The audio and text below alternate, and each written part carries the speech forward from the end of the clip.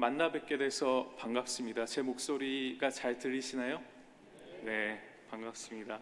저는 로스앤젤레스에서 온 이동우 목사입니다. 지난 목요일부터 3일 동안 한미교회에서 미국 장로교회 한인 남선교회 애뉴얼 컨퍼런스가 열렸습니다. 교회의 많은 분들께서 한마음으로 열심히 섬겨주신 덕분에 모든 모임이 아름답게 잘 이루어졌습니다.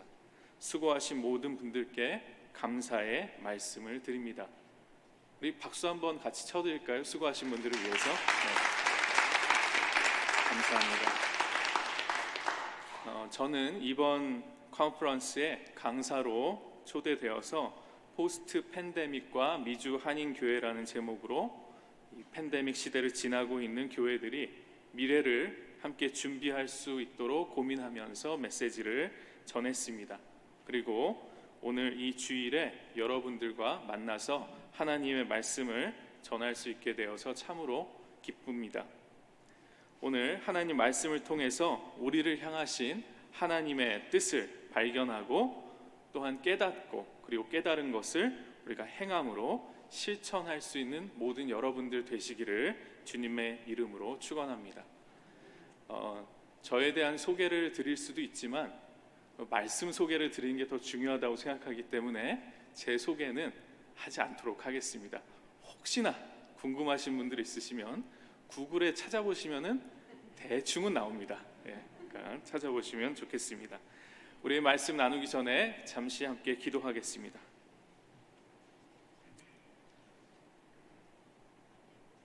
주님, 이 시간 우리에게 말씀하시옵소서. 우리가 듣겠습니다. 예수 그리스도의 이름으로 감사하며 기도합니다. 아멘. 제가 오늘 여러분과 함께 나눌 이 마가복음의 말씀은 성서 일과를 따른 말씀입니다. 그래서 제가 직접 이렇게 선택한 것이 아니고 우리 성서 일과를 따른 말씀을 여러분께 전해드립니다. 오늘 이 말씀은 예수님과 12제자가 등장하는 이야기입니다. 예수를 쫓는 제자들은 자신의 고향과 직장과 가족을 뒤로하고 예수께서 가시는 그 길에 함께 선 사람들이었습니다. 그러나 그들의 그런 열정과 희생에도 불구하고 3년이 채 되지 않는 시간 동안 사람이 모든 것이 변하기는 힘든 일이겠죠. 성경의 4개의 복음서와 사도행전 그리고 서신서들은 이 제자들의 불완전한 모습을 또 부족한 모습을 있는 그대로 드러내 우리에게 알려주고 있습니다. 예수님의 가장 근거리에서 모든 것을 함께 경험했음에도 불구하고 오늘 읽은 말씀에서 보듯이 제자들은 자신들의 좁은 자신만의 세계에 갇혀 있음을 보여주고 있습니다. 오늘 우리가 읽은 성경 부분의 바로 앞을 보면 9장 33절 이하에 누가 더 크냐, 누가 더 큰 자이냐 이 문제를 가지고 제자들 사이에 다툼이 벌어지고 있는 장면이 등장합니다. 이 12명으로 이루어진 작디 작은 이 제자들의 무리 안에서 누가 1등이 되겠는가? 누가 예수님이 하나님의 나라를 이 땅에 세울 때 그 옆에 서서 1등 공신으로 상을 받겠는가? 누가 예수의 사랑과 인정을 더 받을 수 있겠는가? 누가 세상의 부러움을 한 몸에 받는 그 영광스러운 자리에 앉게 되겠는가? 이런 문제를 가지고 서로 경쟁하고 있습니다.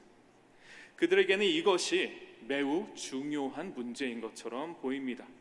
제자들은 네가 큰지 내가 큰지 누가 더 큰 제자인가의 문제를 가지고 서로 치고받고 경쟁하며 싸우고 있었습니다.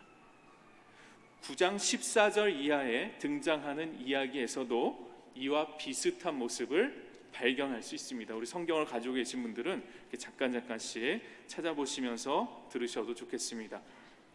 예수께서 베드로와 야고보와 요한 이 세 제자만을 데리고 높은 산으로 기도하러 올라가셔서 영광스러운 모습으로 변모되는 이 변화산 사건을 겪은 후에 이 제자 셋과 다른 제자들이 있는 곳으로 함께 돌아오셨습니다. 그런데 돌아와 보니까 큰 무리가 제자들을 둘러싸고 웅성웅성하고 있는 것을 발견하게 됩니다. 제자들이 율법학자들과 논쟁을 벌이고 있었습니다. 얘기를 들어보니 한 아버지가 경련을 일으키는 병이 있는 아이를 제자들에게 데려와서 고쳐달라고 하였지만 제자들은 고칠 수가 없었습니다. 예수를 트집 잡으려고 왔던 율법학자들이 이 모습을 보고 제자들과 논쟁을 시작하게 된 것입니다. 성경에는 그 논쟁의 내용이 무엇이었는지 구체적으로 드러나진 않지만 그 자리에 있던 제자들은 아마 사람들 앞에서, 무리들 앞에서 큰 창피를 당했음에 분명합니다. 그리고 이 제자들의 믿음 없음으로 인해서 예수님까지도 도매급으로 정통성을 의심받지 않았을까 생각합니다.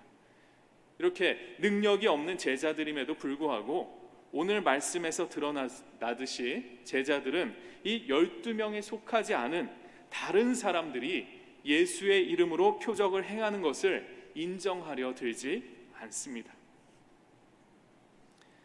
사도행전과 서신서들에는 예수님께서 부활하시고 승천하신 이후에 이 땅에 남겨진 제자들의 이야기가 등장합니다. 예수님 없이 이 땅에 남겨진 그 제자들이 얼마나 공포스러웠을까요?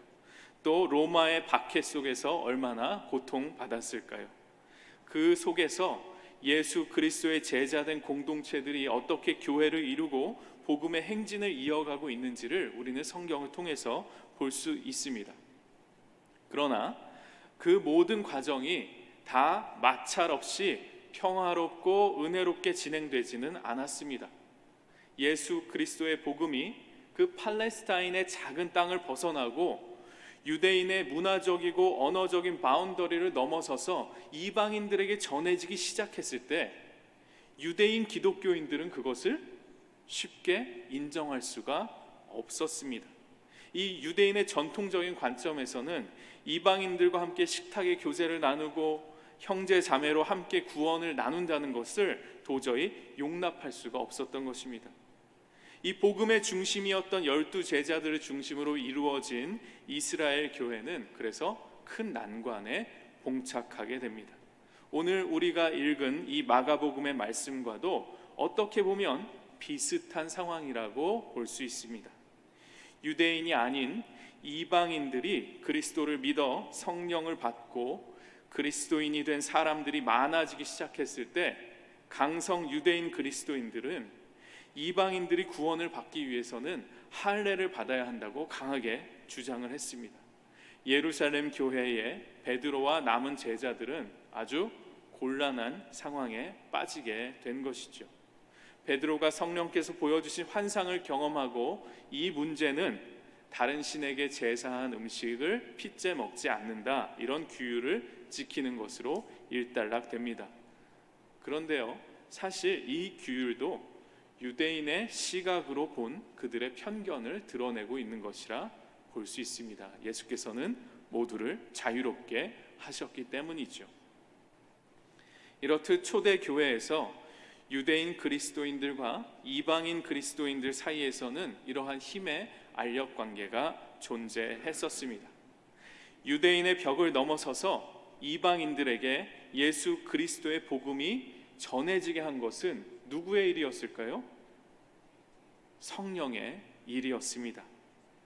그러나 그들은 자신의 시각, 즉 자신들의 이 프레임 안에 갇혀 있습니다.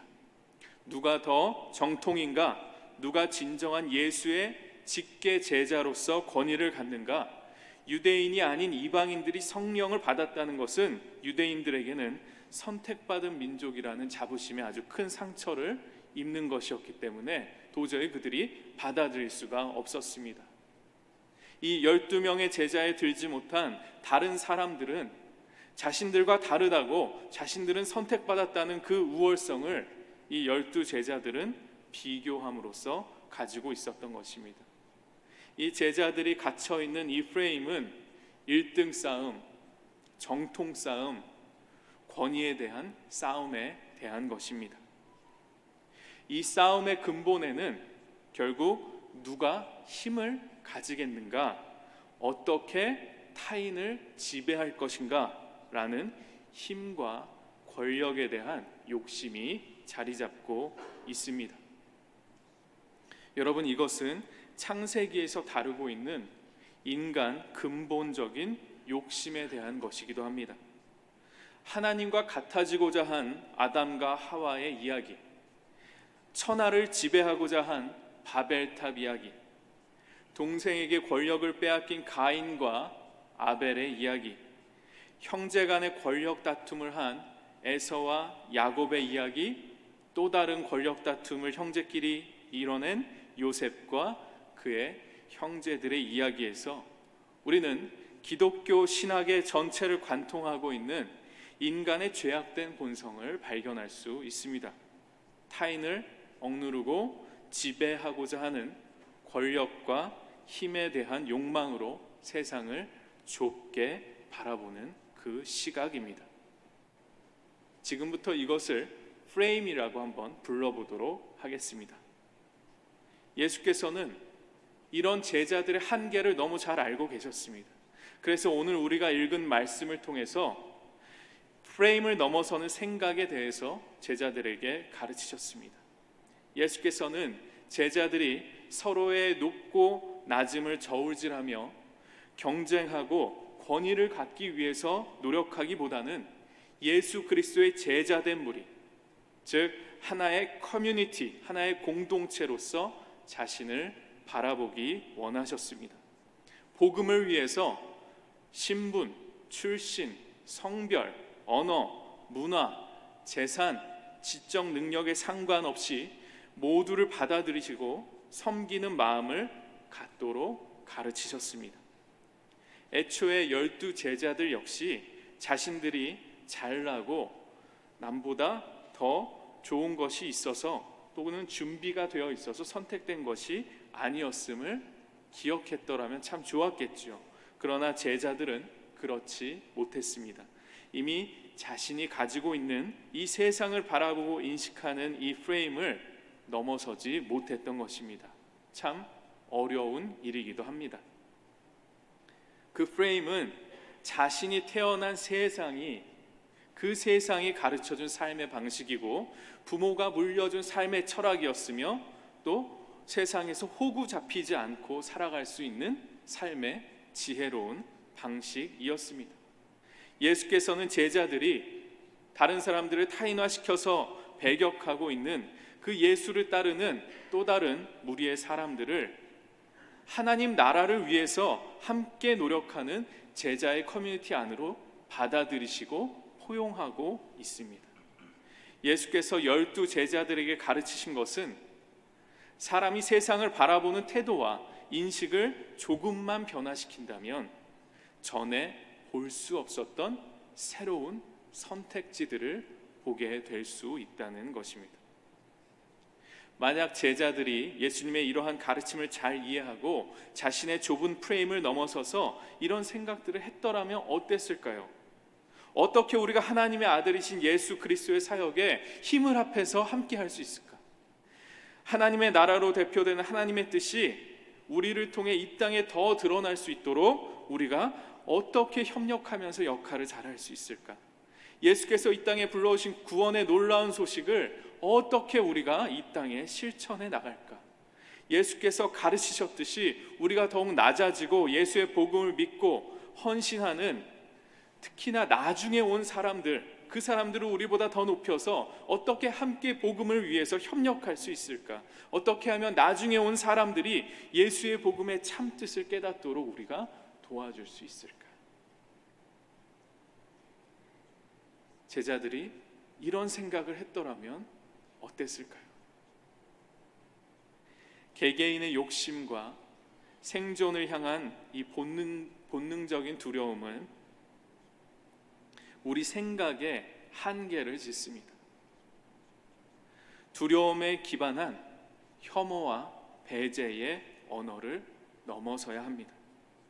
사람들을 줄 세우고 우등하고 열등한 사람들로 나누고 돈 많은 사람과 가난한 사람으로 나누고 죄인과 죄인이 아닌 사람들을 나누고 신앙심이 깊은 사람들과 그렇지 않은 사람들을 나누고 자신의 편과 자신의 편이 아닌 사람들로 나누는 것은 이기적이고 자기 중심적인 프레임에 갇힌 생각이라 할 수 있습니다. 그리고 제가 지금까지 세상을 살면서 경험해 보니까, 물론 우리 성도님들께서 저보다 또 경험을 많이 하셨겠지만, 이러한 프레임을 가진 사람들일수록 자신들이 공평무사하고 상식적이라고 우기는 경우가 참 많더군요. 설명을 잘 해줘도 받아들이질 않더군요. 자신의 뜻을 잘 굽히지 않더군요. 자신만이 맞고 다른 사람은 틀리다고 고집하더군요. 결국 자신이 무엇을 잘못 생각하고 있는지를 모른 채 그대로 살아가는 경우가 더 많습니다. 이렇게 한번 우리가 갖게 된 이러한 프레임은 스스로 넘어서기가 참 힘든 것입니다. 그러나 오늘 말씀은 우리에게 이렇게 이야기하고 있습니다. 마가복음 9장 42절입니다. 나를 믿는 이 작은 사람들 가운데서 하나라도 죄짓게 하는 일을 해서는 안 된다. 우리의 작은 프레임에 갇혀서 살아가다 보면 모든 것을 자기 이익 중심으로 보는 그 시각에서 결코 벗어날 수가 없게 됩니다. 옆에 있는 나보다 못한 사람들, 나보다 작은 사람들, 세상에서 소외된 사람들, 힘이 약한 사람들,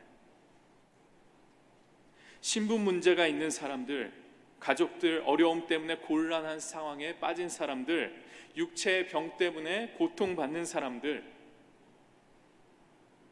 과거의 잘못을 저질렀으나 회개하고 길을 돌이키는 노력을 하고 있는 그 사람들을 보고 들을 수 있는 눈과 귀를 잃어버리고 맙니다. 그들을 향해서 내밀어줄 손을 잃어버리고 맙니다. 그들을 방문할 발걸음을 잃어버리고 마는 것입니다. 예수 그리스도의 복음은 우리에게 도전합니다. 마태복음 25장 40절 이하의 말씀입니다. 여기 내 형제 자매 가운데 지극히 보잘것없는 사람 하나에게 한 것이 곧 내게 한 것이다. 그리고 또 말씀합니다. 여기 이 사람들 가운데서 지극히 보잘것없는 사람 하나에게 하지 않은 것이 곧 내게 하지 않은 것이다. 성경은 이렇게 우리에게 세상이 가르쳐주는 프레임, 세상의 상식과는 반대되는 생각을 가르칩니다. 누가복음 9장 48절은 또 우리에게 이렇게 이야기합니다. 너희 가운데서 가장 작은 사람이 큰 사람이다. 예수 그리스도의 복음은 큰 사람들, 권력이 있고 힘이 있고 부유한 사람들이 아닌 작은 사람들을 향해 있습니다. 결국 자신 중심의 시각에서 벗어나 모든 사람들을 하나님의 자녀된 공동체로 보기 시작할 때 너와 내가 결국은 다르지 않음을 깨닫게 되는 것입니다. 진정한 이웃 사랑을 실천하게 되는 것이죠. 이것이 바로 하늘나라의 법칙이자 예수님의 가르침입니다. 우리가 프레임을 넘어설 수 있도록 가르쳐 주시는 또 다른 한 가지의 방법은 근시안적인 시각을 벗어나는 것입니다. 오늘 우리가 말씀에서 발견하는 제자들은 어떤 시각을 가지고 있었을까요? 제자들은 매우 짧은 근시안적인 관점을 가지고 상황을 바라보고 판단하고 있음을 알 수 있습니다. 제자들은 12제자에 속하지 않은 다른 제자의 무리를 경계하고 배척했습니다. 그런데 우리가 잘 아는 말 중에 오늘의 적이 내일의 동지가 될 수 있다. 또 적은 나의 아군이라는 말도 있습니다. 제자들의 이 근시안적인 프레임에서는 적으로 간주되던 무리들이 내일의 동지가 될 수도 있는 일입니다. 그러나 제자들은 아주 짧은 관점에서만 이 문제를 바라보고 판단하고 있습니다. 그러나 한번 생각해 볼까요? 이 제자들의 이 시점에서 1년 후, 2년 후, 예수님께서 십자가에 못 박혀 돌아가시고 부활해서 승천하신 이후에 제자들만 이 땅에 남게 되었을 때의 관점에서 이 이야기를 바라본다면 어떻게 되겠습니까? 그들의 이해와 행동이 달라지지 않았을까요? 그때가 되면 12제자를 비롯한 다른 무리들은 모두 그리스도의 제자로서 교회라는 하나님의 공동체로 부름받은 형제 자매가 될 것이기 때문입니다. 그들은 앞으로 로마 제국의 박해를 함께 견뎌내고 초대교회를 함께 세워나가는 동료가 될 뿐만 아니라 다음 세대로 그들의 신앙을 전수하는 신앙의 1세대로서의 역할을 함께 감당하게 될 것이었기 때문입니다. 만약 제자들과 우리 모두가 근시안적인 프레임에 사로잡히지 않고 대신 하나님의 영원의 관점, 즉 창조와 구원의 관점에서 우리 일상의 일들을 바라보게 된다면 어떤 변화가 일어날지 한번 같이 상상해 보실까요? 아마 현재의 문제에 사로잡혀서 근시안적인 프레임에 갇혀있는 결정만을 하지는 않을 것입니다. 영원의 관점에서 바라본다면 오늘 내가 힘든 일들 때문에 절망에 빠져서 부정적인 시각에 사로잡힌 채로 자기 자신을 파괴하는 결정을 하지 않아도 된다는 것을, 남을 그렇게 미워하지 않아도 된다는 것을 깨닫게 될 것입니다. 내 앞에 있는 나를 괴롭게 하는 저 사람들을 꼭 나의 적으로 돌리지 않아도 괜찮다는 것을 깨닫게 될 것입니다. 오늘 나의 적으로 보이는 저 사람들이 하나님의 관점에서는 나와 동일한 하나님의 귀한 창조라는 것을 깨닫게 된다면 꼭 적대시하지 않아도 괜찮다는 것을 알게 될 것입니다. 여러분, 죄는 그리스어로 하마르티아라고 이야기합니다. 이 말은요, 표지를 잃었다라는 의미입니다. 표지를 잃었다는 것은 우리를 향한 하나님의 뜻을 우리 삶에서 이뤄내고 있지 못한 상태를 말하는 것입니다. 예수 그리스도께서 가르치신 표지판 방향을 향해서 나아가지 못하고 전혀 다른 방향을 향해서 내어 달리고 있는 상태를 말하는 것입니다. 그리고 그 방향대로 살아가는 것이 너무 습관이 된 나머지 벗어나고 있지 못하는 상태를 의미합니다. 여러분, 우리는 죄라는 것을 너무 리걸리스틱하게, 너무 법률적으로 이해하는 성향을 가지고 있어요. 이것을 하면 죄고 이것을 하지 않으면 죄가 아니고 이렇게 생각하는 것을 법률적인 죄 이해라고 합니다. 그러나 우리가 믿는 기독교는 우리에게 그렇게 가르치지 않습니다. 죄는 삶의 방향을 잃은 상태이며 하나님 중심이 아닌 자기 중심으로 살아가고 있는 상태를 말하는 것입니다.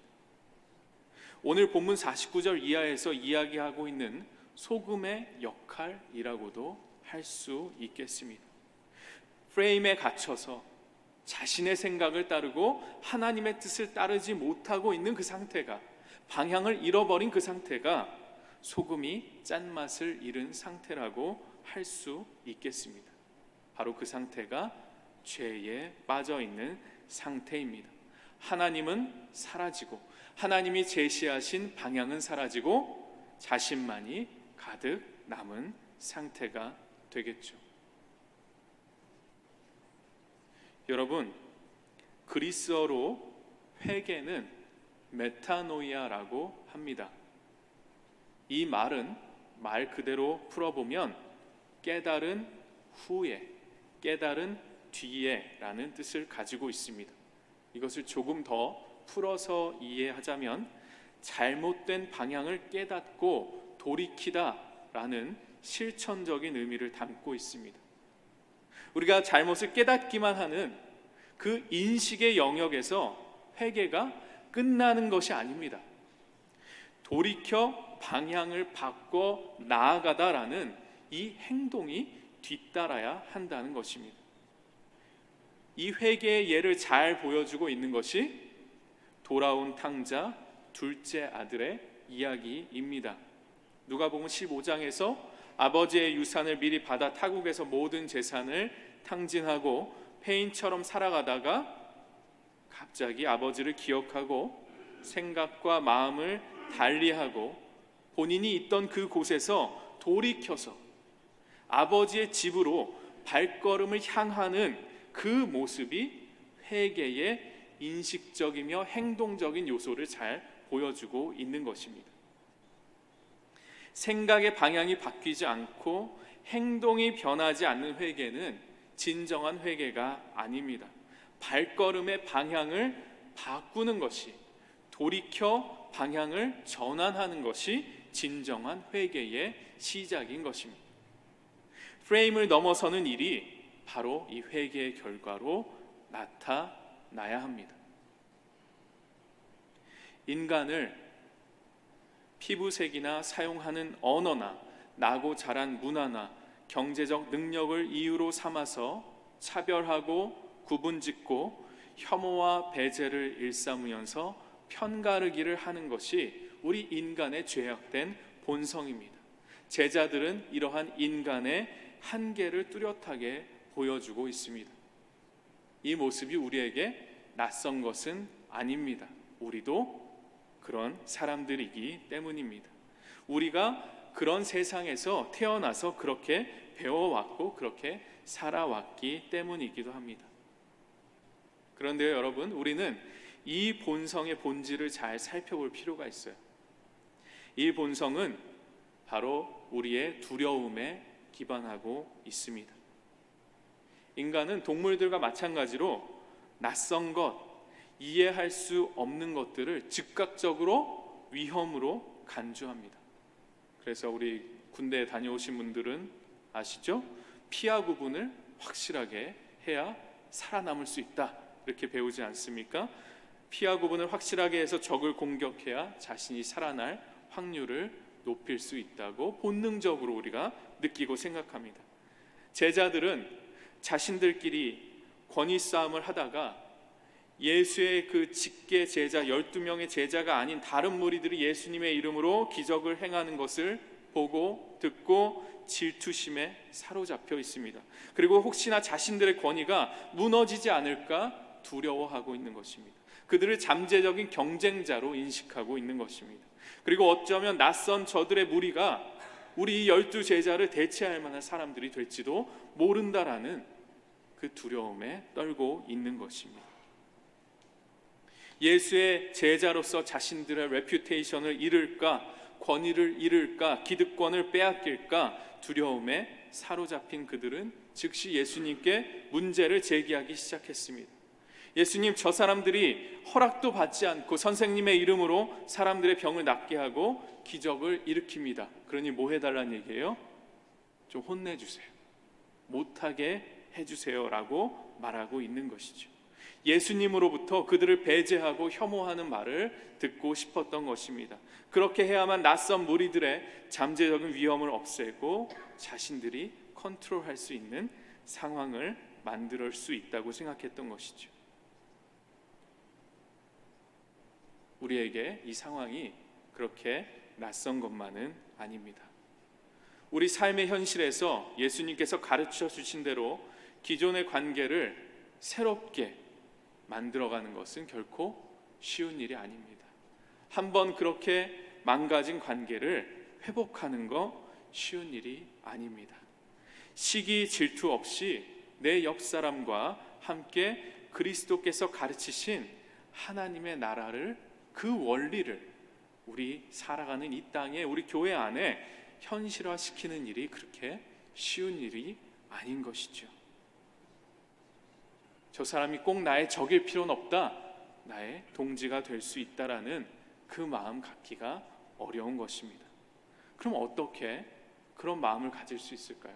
그런 생각을 가질 수 있을까요? 오늘 말씀에서 우리가 깨달을 수 있는 한 가지 방법이 나오고 있습니다. 바로 목표를 재설정하는 것입니다. 목표를 재설정함으로써 자신이 누구인가를 자신이 스스로 생각하는 것이 아니라 하나님과의 관계 안에서 다시 발견하는 것이 중요합니다. 이것이 바로 우리 그리스도인들이 회개라고 부르는 것입니다. 길을 돌이키는 것, 인식의 변화를 일으키고 삶의 방향을 재설정하는 것, 습관으로 굳어버린 라이프스타일의 변화를 이루어가는 것이 진정한 회개인 것입니다.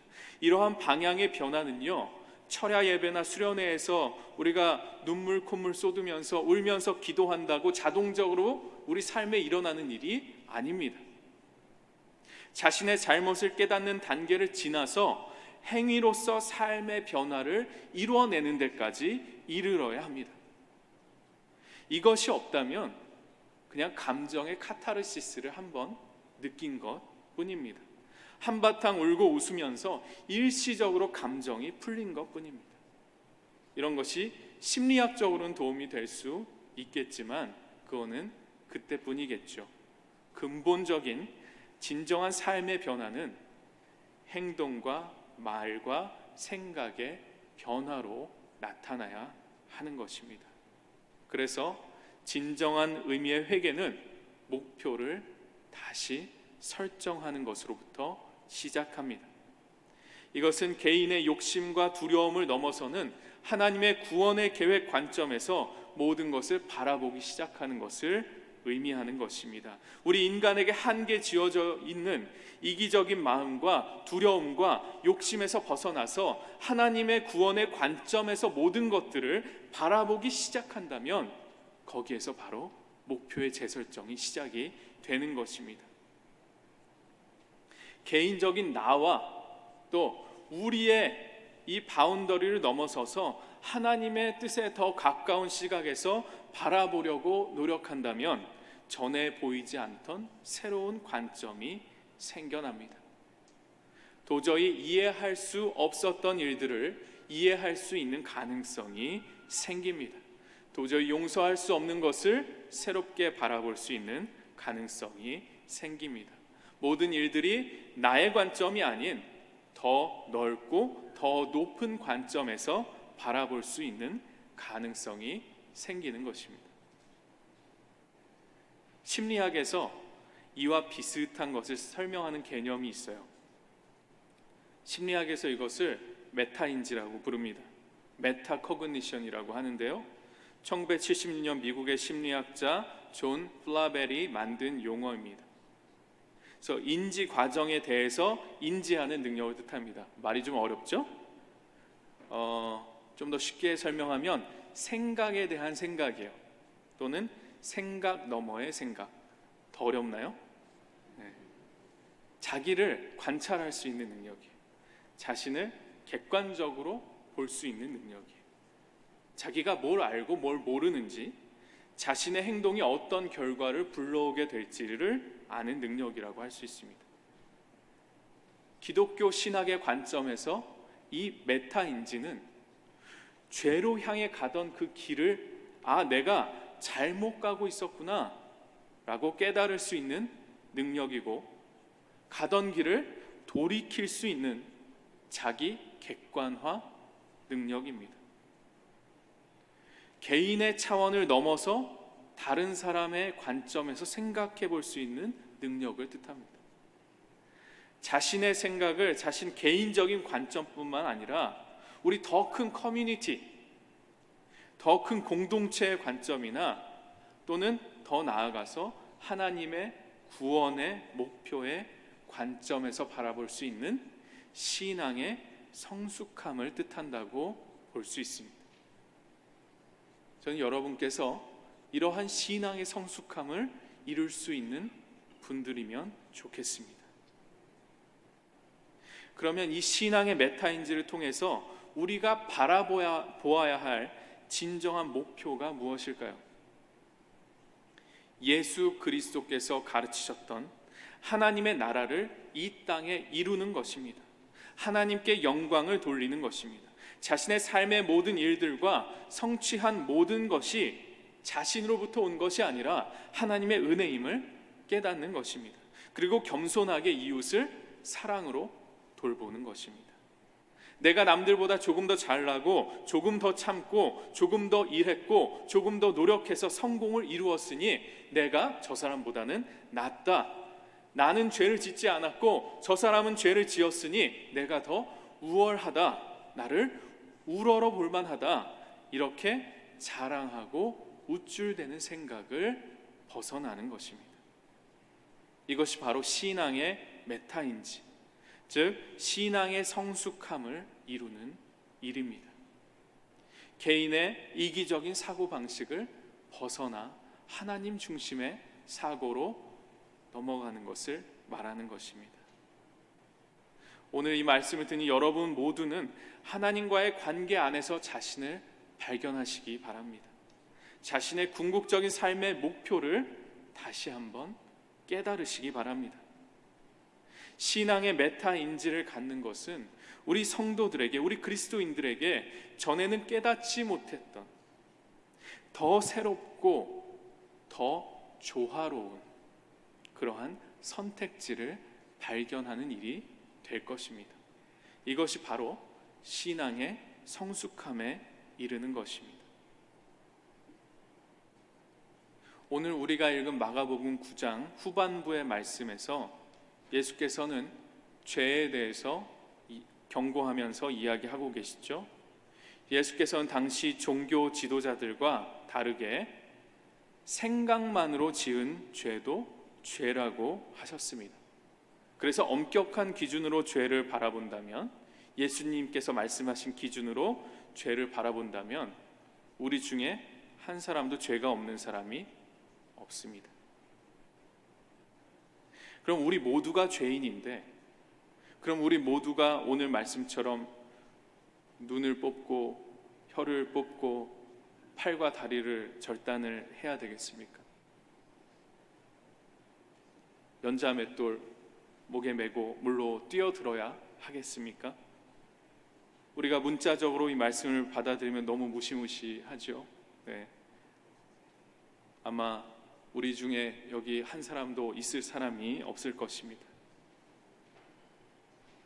여러분, 이 말씀은요, 문자적으로 해석해서 죄의 관점으로 보면 안 됩니다. 거꾸로 이것을 생명의 관점에서 해석해야 합니다. 자신의 본능적인 두려움을 뒤로하고 이 인식의 경계를, 인식의 한계를, 자신의 프레임을 넘어서는 일은 자신의 팔과 다리를 잘라내고 눈을 뽑아내는 것 같은 그러한 희생을 요구하는 일입니다. 당장은 굉장히 큰 손해를 보아야 하는 일인 것입니다.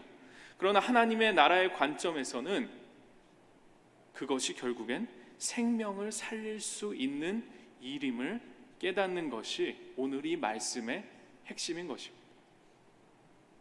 죽이는 것이 목적이 아니에요. 살리는 것이 목적입니다. 하나님의 나라에 들어가는 것이 목적인 것이죠. 우리 중에 있는 혐오와 배제의 생각을 제거하고 작은 자 하나를 살리는 일에 우리의 마음을 모으는 것이 더 중요하다는 일입니다. 사람들을 조건을 붙여서 혐오하고 배제하려는 자신의 본능을 잘라내고 뽑아버리는 이 일은 삶의 관점에서 근본적인 변화를 요구하는 일입니다. 왜요? 내가 손해봐야 하는 일이기 때문에 그래요. 내가 바보가 되는 일이기 때문에 그렇습니다. 내가 지금껏 살아온 내 인생의 철학으로는 용납이 안 되는 일이기 때문에 그래요. 그런데 오늘 말씀이 우리에게 가르쳐 주듯이 이것이 메타노이아, 회개의 기독교적인 의미입니다. 이것이 바로 제가 말씀드렸던 신앙의 메타인지를 이루는 것이죠. 처벌이 아니라 생명을 어떻게 살리는 거의 관점에서 이 말씀을 바라본다면 무시무시한 이야기가 아닌 굉장히 은혜로운 말씀이 되는 것입니다. 여러분, 소금은요, 오늘 말씀에서 나오는 이 소금은 결국 무엇을 위한 것이라고 마지막 절에 나와 있습니까? 우리 50절에 결국엔 공동체의 화목을 위한 것입니다. 잘라내고 뽑아버려서 생명을 죽게 하는 것이 아닙니다. 잘못을 돌이켜 고치어내고 생명을 살려내는 일인 것입니다. 우리 인간이 가지고 있는 본능적인 차별과 배제로 드러나는 이 두려움을 제거하고 내가 중심이 아닌 하나님 중심으로 변화해 가는 것을 우리에게 알려주고 있는 것입니다. 우리 사랑하는 자매, 형제 여러분, 오늘 이 말씀이 여러분의 삶에 도전하고 있는 것은 무엇입니까? 여러분이 작은 생각의 틀에 갇혀서 자신만의 생각에 빠져 있는 부분은 무엇입니까? 여러분을 힘들게 하거나 괴롭게 하는 사람이 여러분의 주위에 있어서 여러분이 괴로우십니까? 그 사람이나 그 그룹을 오늘 말씀에 비추어서 전혀 다른 눈으로 한번 바라보기 시작하면 어떻겠습니까? 여러분이 혹시 붙잡혀 있지 모르는 좁고 작은 생각의 틀을 넘어서서 더 넓고 더 크고 또 더 긴 관점에서 바라본다면 어떻겠습니까? 본능적인 두려움으로부터 벗어나서 하나님의 관점으로 오늘 여러분 자신을 바라본다면 여러분의 가족과 직장과 친구들과 교회를 바라본다면 여러분은 더 새롭고 전에 보지 못했던 조화로운 시각을 발견해낼 수 있을 것입니다. 그리스도의 구원의 관점에서 바라본 오늘 여러분을 향한 하나님의 계획을 다시 한번 생각해 볼 수 있는 기회를 가지시면 어떻겠습니까? 우리 한미교회 공동체를 향한 하나님의 뜻을 다시 발견해 가는 시간을 함께 가지면 어떻겠습니까? 여러분이 오늘 이 말씀을 통해서 여러분에게 주신 이 말씀을 여러분이 실천하며 살 수 있기를 축복합니다. 선을 긋는 것이 아니라 배제하는 것이 아니라 품어 안으며 받아들이는 그런 문화를 형성할 수 있기를 바랍니다. 나의 관점이 아닌 예수 그리스도의 구원과 하나님 창조의 관점에서 새로운 시각을, 더 조화로운 시각을 발견해 낼 수 있기를 축복합니다.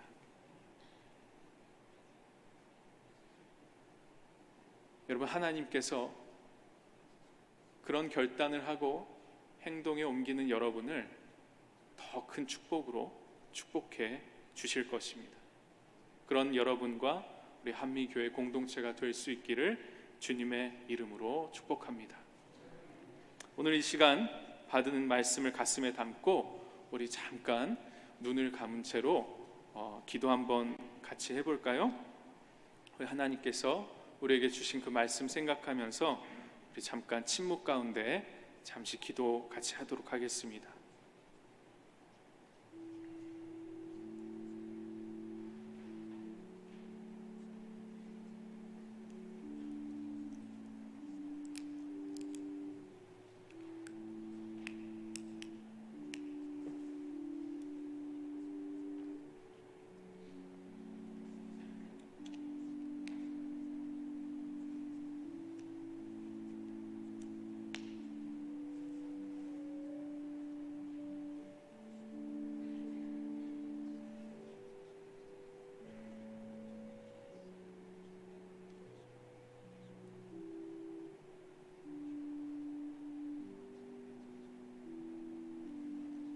주님, 오늘 이 마가복음의 말씀을 통해서 우리에게 말씀하여 주심을 감사를 드립니다.